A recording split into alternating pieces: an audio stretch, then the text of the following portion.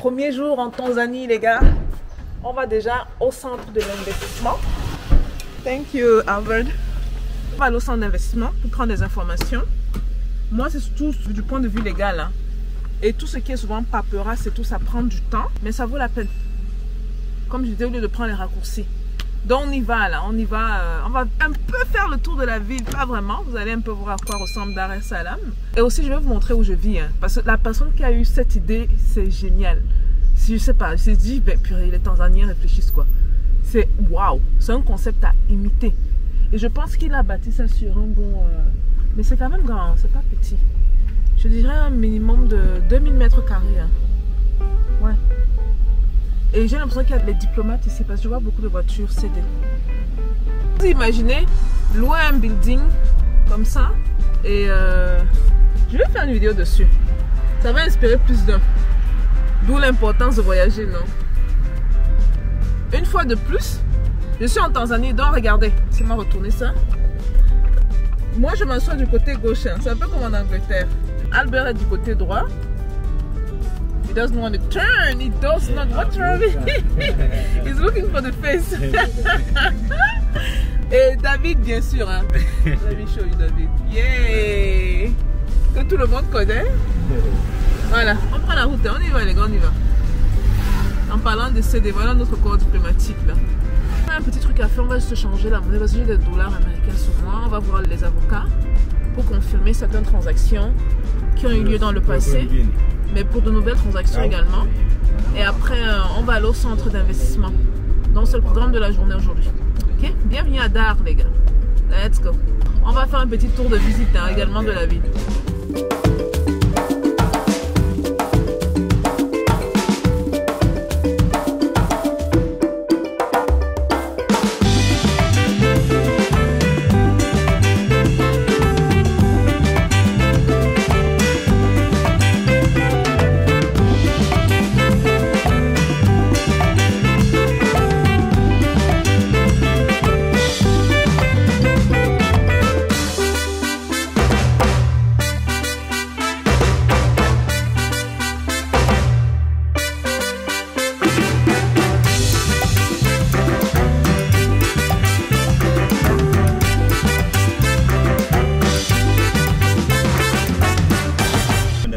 D'arriver au centre-ville, hein. On va d'abord voir l'avocat comme j'ai dit. Mais vous avez une petite idée de c'est quoi Dar es Salaam. Toute petite, hein. J'ai un bon retard de 30 minutes. Pas bon du tout, pas bon du tout. Mais bon, il nous attendait pour les 2 prochaines heures, donc c'est bon. On va voir l'avocat, puis je vous reviens plus tard.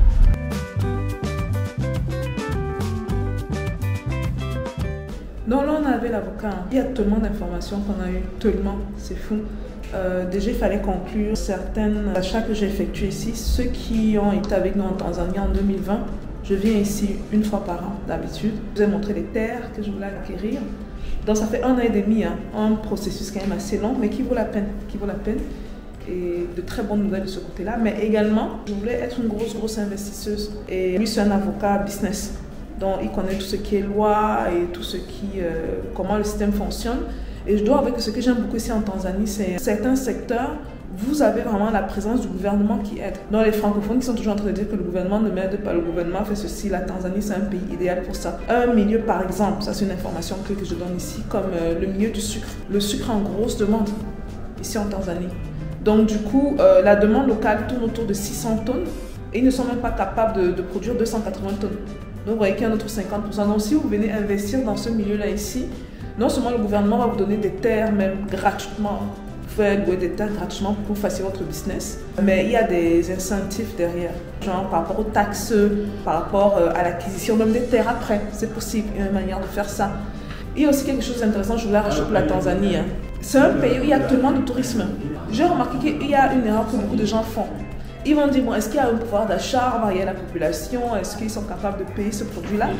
Mais dans des pays où il y a énormément de tourisme, sachez que vous pouvez ouvrir une industrie où vous pouvez vendre des produits ou un produit où les premiers clients sont les étrangers. Quand ils viennent ici pour les vacances, sachez qu'ils sont prêts à payer le prix fort, même pour des choses qu'ils ne font pas dans leur pays, que ce soit les Américains, les Hollandais, les Allemands. Donc parfois, quand vous attaquez un certain secteur, essayez de voir est-ce que c'est un secteur qui est ma clientèle cible.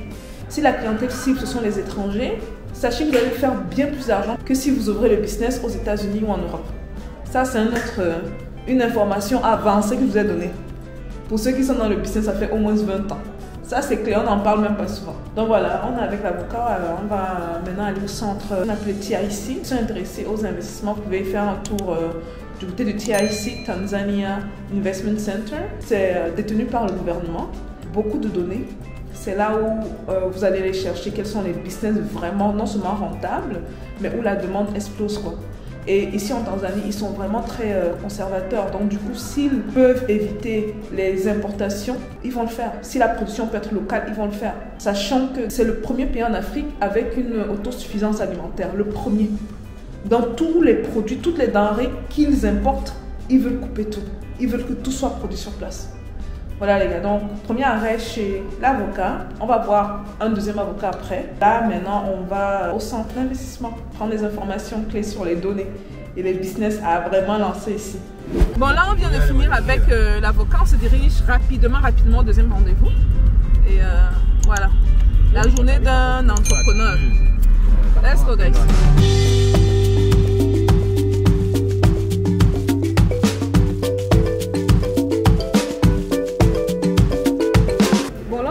Centre d'investissement TIC, les informations clés.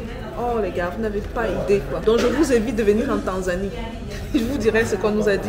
En gros, donc, ils nous ont donné les statistiques et moi c'est ce que je cherchais, les données. Mais ce sont les données qui doivent guider nos décisions en business. Toujours. Donc là, ils ont ressorti 3 secteurs super importants pour la Tanzanie. Le secteur, on appelle ça agro-processing. Donc tout ce qui est transformation, c'est primordial. C'est un top de liste ici en Tanzanie. Et la preuve, ça se ressent vraiment dans leur économie. Ils ont parlé de l'agriculture. Je vous ai parlé tout à l'heure quand on était chez l'avocat, il a parlé du sucre, sugar cane. Ils ont également parlé des huiles. Et on nous a même remis carrément, on nous a carrément remis des documents qui montrent en détail si vous êtes intéressé par certains domaines. Bon, quelque chose que certains ne savent pas, apparemment ça donne beaucoup d'argent ici.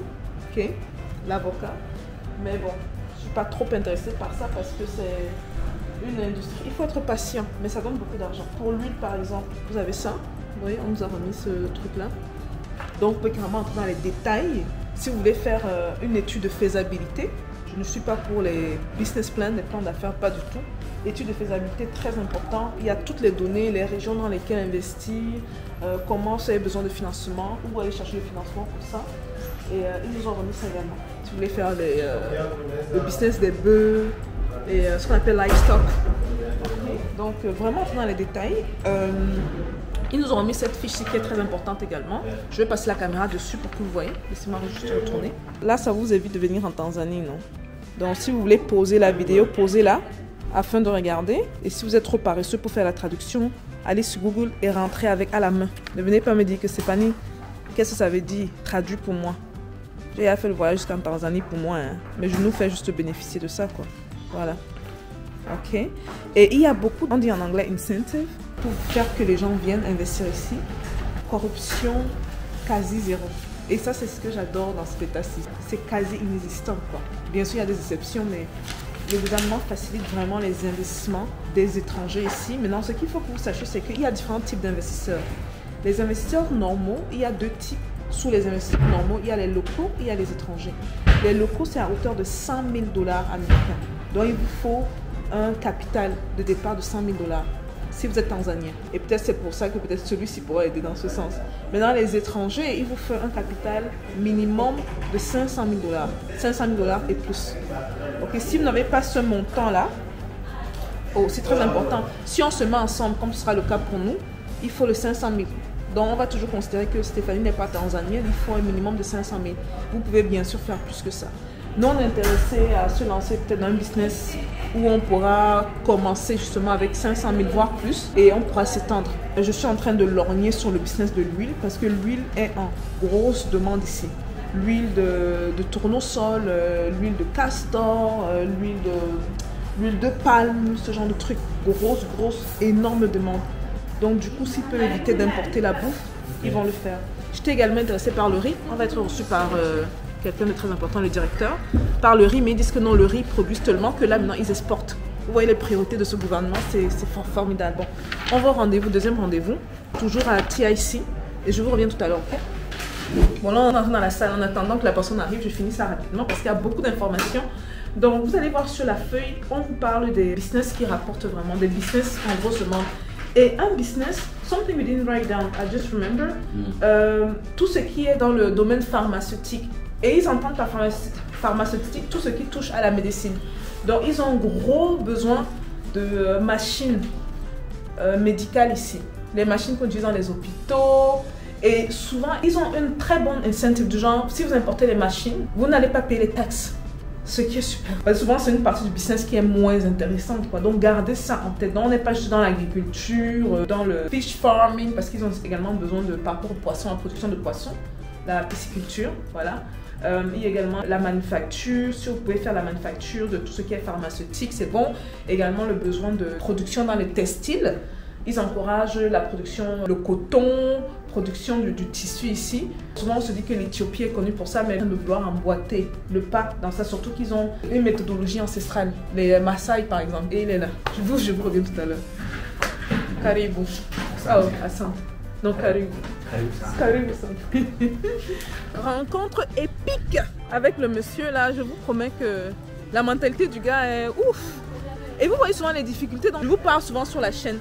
Ils rencontrent ça également ici, hein. Mais pas peut-être au même degré que dans d'autres pays comme l'Afrique de l'Ouest ou l'Afrique centrale, mais ils rencontrent ça ici.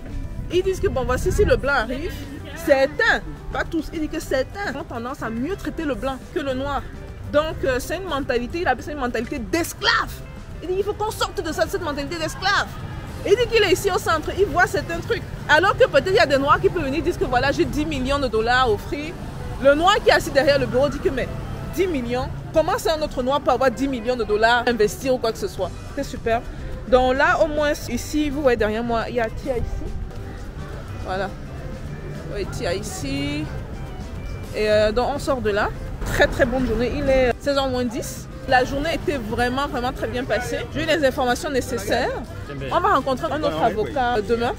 Mais voilà quoi, on commence à vraiment rassembler les informations. Dans le domaine de l'huile, c'est quelque chose que je suis en train de guetter sérieusement. L'huile là, ou bien le sucre. Parce que c'est ça qu'ils disaient, les deux trucs qu'ils disaient. Maintenant, si vous voulez faire le commerce, ils sont plus peut-être dans les importations des machines médicales. Mais c'est sûr que la priorité, c'est la transformation et la production de ces machines sur le sol tanzanien. Ceux qui se demandent, ça ressemble à quoi une journée d'un entrepreneur ou d'un investisseur? Vous avez une toute petite idée. Dans le chauffeur, on va déplacer la voiture. Hein? This way, I have to cross the street. J'ai oublié que c'est le sens. J'ai voulu attendre la voiture ici. Il conduit du côté gauche, donc il faut que j'attende du côté gauche. Ouais. Voilà les gars. Il est 16h, on va aller manger rapidement, toute petite chose. Puis on a un bon pote à rencontrer là, un directeur de banque, c'est une connexion à moi, à rencontrer pour qu'il nous parle des réalités du prêt. Parce que si le projet, par exemple, je dois faire une étude de faisabilité, si le projet doit me coûter 4 ou 5 millions, j'ai pas 4 ou 5 millions cash, non. Je peux peut-être apporter 1 million et maintenant il faut aller chercher 4 millions à apporter sur la table. On s'attrape tout à l'heure, à tantôt.